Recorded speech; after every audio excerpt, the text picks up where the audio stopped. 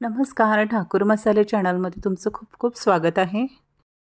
लग्न समारंभात बनवली जाणारी चमचमीत अशी वांगा बटाटा रस्सा भाजी आज आपण बनवणार आहोत. कमीत कमी साहित्यामध्ये ही भाजी बनवून तयार होणार आहे.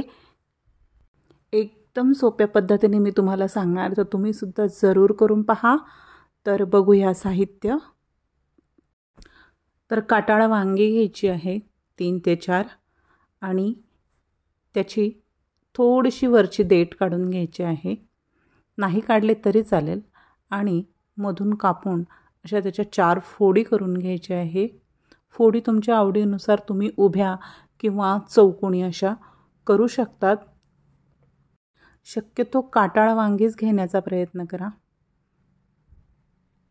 तर कापल्यानंतर मी लगेचच ह्याला पाण्यामध्ये टाकून घेते. त्यासाठी मी घेतलेला एक बटाट्याचं साल काढून घेणार आहे. साल काढलं नाही तरी चालेल. कापून त्याच्यासुद्धा अशा उभ्या उभ्या फोडी करून घ्यायच्या आहे. जशी वांग्याची फोडी केल्यात तशाच बटाट्याच्याही करून घेतल्यानंतर याला पाण्यात टाकून स्वच्छ धुवून घ्यायचं आहे आणि पाण्यातच असू द्यायचं आहे. सर्वप्रथम गॅसवर कढई ठेवायची आहे आणि त्यामध्ये साधारण एक मोठा चमचा भरून पांढरे तीळ घ्यायचे आहेत. मंद गॅसवर तीळ भाजून घ्यायचेत. थोडासा रंग चेंज झाला की गॅस बंद करून प्लेटमध्ये थंड करायला काढून घ्यायचं आहे. खलबत्त्यामध्ये घ्यायचे आहेत थोड्याशा लसूण पाकळ्या, 1-2 इंच आल्याचे तुकडे, 1-2 हिरव्या मिरच्या आणि हे ठेचून घ्यायचं आहे. खूप बारीक नाही ठेचायचं आहे, थोडंसं जाडसरच ठेचून घ्यायचं आहे. मिक्सरच्या भांड्यामध्ये थंड झालेले हे तीळ टाकून ते बारीक असे ग्राइंड करून घ्यायचे आहे. गॅसवर कढई ठेवून तेल तापायला ठेवायचं आहे. तेल तापल्यानंतर त्यामध्ये घालायचे आहेत चमचाभर मोहरी, अर्धा चमचा जिरे, चिमूटभर हिंग, 1 तमालपत्र आणि 2 बारीक चिरलेले कांदे घालायचे आहेत. कांदा थोडासा ब्राऊन होईपर्यंत परतून घ्यायचा आहे. त्यानंतर आपण जी लसूण, आलं आणि मिरचीची पेस्ट केली होती ती घालायची आहे. ती सुद्धा परतून घ्यायची आहे. लसूण आल्याचा कच्चेपणा दूर झाला पाहिजे.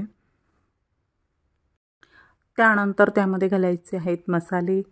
1 चमचा हळद, 2 चमचे लाल मिरची पावडर,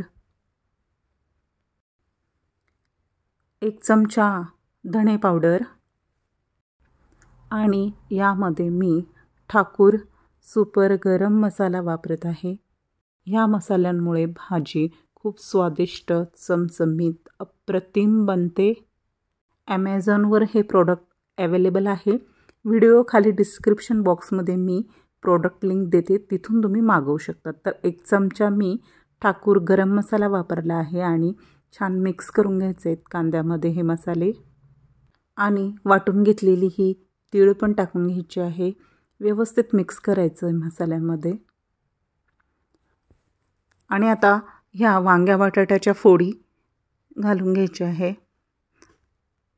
वांग्या बटाट्याच्या फोडी ही पाण्यातच ठेवायच्या नेहमी कापून झाल्यानंतर, म्हणजे त्या काळ्या पडणार नाहीत. व्यवस्थित मिक्स करून घ्या.